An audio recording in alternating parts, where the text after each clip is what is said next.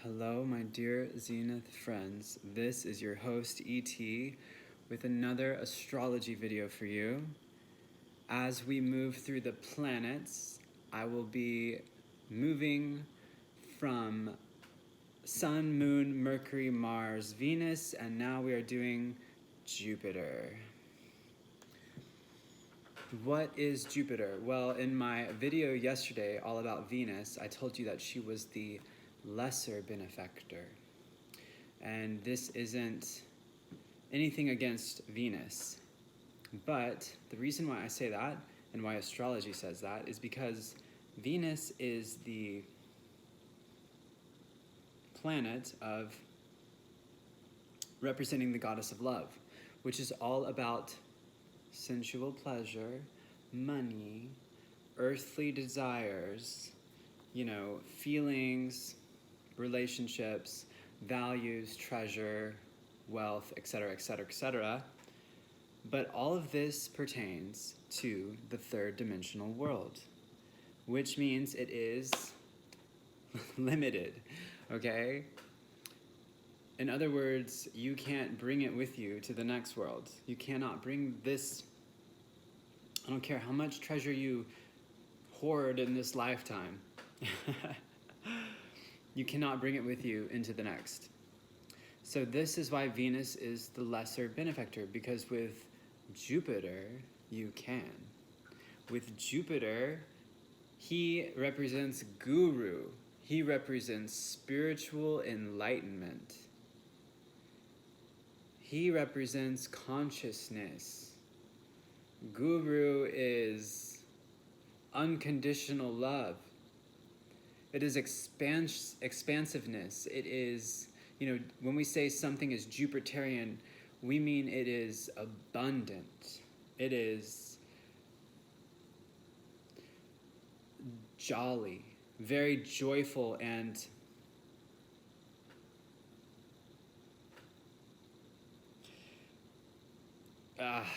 I'm looking for a word. It starts with an M, but I can't say it. It's like magnificent is close. It's not quite, but yes, magnificence, like macro, big. Think of Santa Claus. Everywhere Jupiter goes, he's this big, fat, jolly spiritual guru who's got a sack full of gifts, and he's just gonna give them away to everyone. Here you are, here you are, here you are. I love you. Take all this stuff. Take all of this. This represents the consciousness of Jupiter. And why he's considered the greater benefactor. Because, if you truly, how can I say this? To truly have something is to be able to give it away. We don't own a thing. As much as I love all my earthly things, I myself have strong Venus. Trust me, I love it. Give me all the treasure, bring me all the diamonds, I'm gonna hoard all the wealth. The truth is that Jupiter is the spiritual blessing, which is far more valuable. Because this comes and goes. There's scripture about how, someone can spend their whole life hoarding wealth and money or whatever and treasures and things only for robbers to come in the night to steal it all, But if you give it away, if you're giving it away, if you're charitable, if you're, you have that consciousness of expansion, then, you're racking up good karma. You're storing treasures in heaven. And this energy can never die. It's just transformed. So by letting go of the attachment and being stuck on an outcome, people who try to control other people, Nicolaitans, or people who are just in the future. Jupiter's presence, it's now. The future doesn't exist. The past doesn't exist. We have now. And that's it. We will only have now. If you're wondering what that noise is, it's my incredibly delicious drink that I concocted myself. Be jealous, because this is...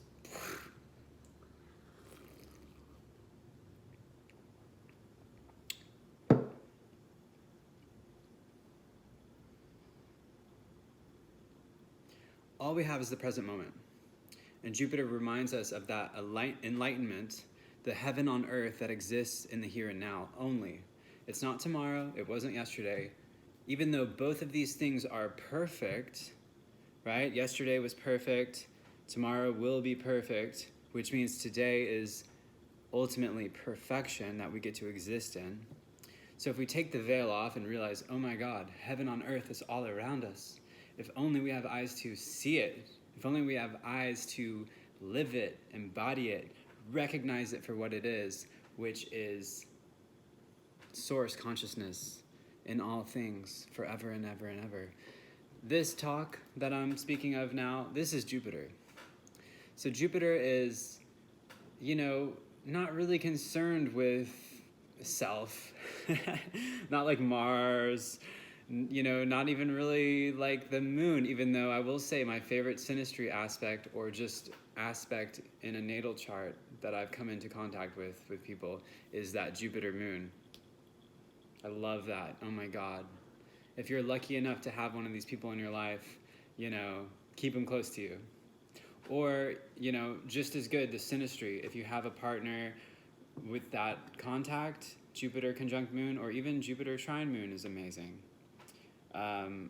This is my favorite. Why? Because Jupiter is he's the best. He lights up wherever he goes. He's going to give you gifts. He's going to, whatever house Jupiter is transiting in for you, because Jupiter moves through each sign every year. So roughly about 12 years for his transit, hint, hint. He lights up that house for you, wherever it be. The 9th house, lucky you. The 3rd house, lucky you. The 12th house, lucky you. 6th house, etc., etc., etc. Wherever Jupiter is, that's where you're blessed. That's where you're gifted. That's where Guru is giving you enlightenment. And it's a fun energy. And it is an expansive energy. I don't know if any of you have met that kind of Christ consciousness, whether it be in your dreams or in someone else or through an energy. I mean, that shit is pure and so fun and jolly, right? And the frequency of unconditional love heals all things. All shadows. We get to forgive. We get to bask in the presence of the divine, the divinity with Jupiter. Jupiter represents enlightenment. And this is why he is so amazing.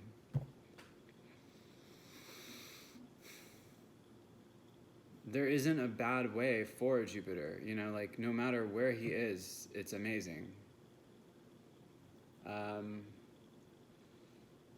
Through transits in astrology, Jupiter, I'm not sure if I said this yet, but Jupiter acts as an amplifier, okay? I don't know if any of y'all remember a couple years ago, early 2021, when we had the great conjunction of Saturn and Jupiter. It was so powerful. That actually occurred right around my Saturn. So it was like my Saturn return was like with Jupiter, and it was just, it was insane. And Jupiter in astrology acts like this, so he's going to really amplify whatever he's touching, especially with the conjunction.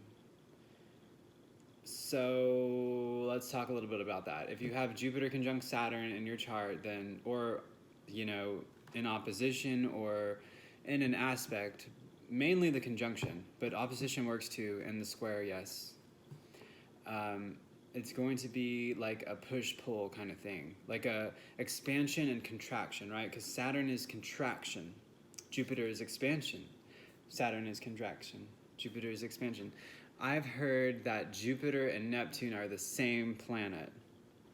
The only difference is that Neptune doesn't have to answer to Saturn. Think about that one for a moment. You astrology nerds. If you are, if you're not, you probably don't know what I'm talking about, and that's okay. Move along. So Neptune and Jupiter, right? Very spiritual planets. But Jupiter, Zeus, king of Mount Olympus,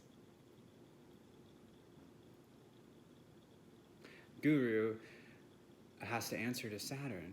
Why is that? Why does Jupiter have to answer to Saturn?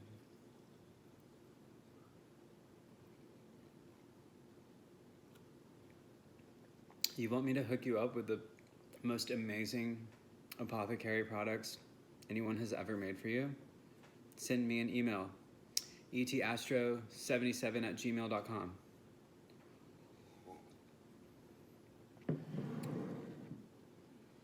So Jupiter's amazing in synastry.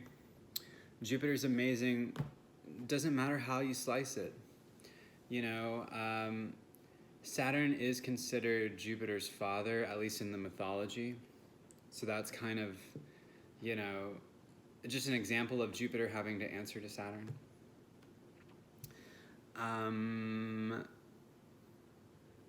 What else can I say? You'll notice people who have strong Jupiters. I mean, these people are, I'm still looking for that word. It's not magnetic, it's not magnificence, but it's like magnanimous or something. It's like, am I making up a word here? That's fine if I am. You know, it's just big personalities. Big, you know, great for show business. Great for attracting attention. Great for charity. Great for the wellness and the well-being of humanity. Guru wants you to achieve spiritual enlightenment so that you don't get caught in the trap of being reincarnated again and again and again and again and again. He wants you to receive enlightenment so that you can join the heavens and move onto your ascension path. Some of y'all don't know what I'm talking about, but if you know, this Earth is a school. Welcome to Zenith Mystery School. Earth is a school. We are all in school, and we all have lessons to learn. And guess what? Your lesson is different from everyone else. So don't you be trying to tell people what to do unless you know specifically about their own path, their own karma, their own journey, their own level of ascension. And if you get too attached, oh my God, my seashell, oh my God, my drink. If you get too attached to the Maya, to the illusions of this world, you know, not saying it's evil, enjoy the flesh. The body is the extension of the spirit. There should be no, you know, don't get it twisted. Don't be confused. The physical dimension is the extension of the spiritual dimension. Okay, and you can turn that upside down if you want, and you'll still reach the most high. If you do that too. All paths lead to the top of the mountaintop. You know, I am not a religious person. Religion is the doorway to the bottom of the spiritual mountain. So don't be attached to the third dimension, but that doesn't mean that it's evil. That doesn't mean that it's wrong. It doesn't mean that your physical body is impure or sinful. Yeah. That's a big joke, to make you confused and to make you hate yourself and to be caught in the cycle of samsara, the cycle of hell. Get out of hell. You know, until you develop spiritual strength, you will believe these, how can I put this? These silly, inexperienced parrots that pretend to have spiritual knowledge. And they will keep people in the cycle of death by making the collective believe that they are not Brahman, that they are not God incarnate. Wake up. It's time to lift the veil. It's time to understand that you are the Most High who has forgotten that you are the Most High. And this journey is a realm of remembrance into your light body, into your purest form. And the physical dimension, the third dimension, where all the money is, and all the lust is, and all the greed, and all the treasure, and all the sensual, tantalizing experiences with the moon and the earth and the sun and the stars and I said earth, but the dirt and the plants and the animals and the beasts and the unknown things that scare people, like magic or astrology or tantra. All of these things are an extension of the Most High. You know, when you get out of duality, you realize that all is one. In fact, for those of you who don't know, the adversary, Shaitan, Satan, Saturn, however you want to say it, is the highest angel. You know, the illuminated one. You know, Lucifer is an extension of that. Yes, it represents the lower self, but you've got to understand that God and the wicked one are sleeping together. I mean, they are working together. They are partners in crime. And when I say crime, I mean the illusion of this experience. So once you realize that the wicked one is the highest servant, then you start to see the reality of the situation, which is not duality. It is not good, bad, evil, black and white. It is gray. It is oneness. It is the truth of the extension of Brahman in all things. And that's Jupiter for you. Jupiter's here to remind us that. You know, he says, stop being so serious, Saturn. Time to enjoy yourself. Time to step into your power. Understand that you're not here to shrink. You're not here to be small. You are expansive as the biggest planet, Jupiter, in our solar system. So big that it protects Earth, right? From asteroids, from things flying in the atmosphere. Good luck getting past Jupiter's, I'll say it even though I may not believe in it, gravitational pull. Good luck passing through Jupiter's electromagnetic aura is a better way to put it. Because, you know, things flying through space are going to get sucked into that. And he's a wonderful protector, representing enlightenment and the uniqueness, the frequency, the vibration, the blessing of Guru.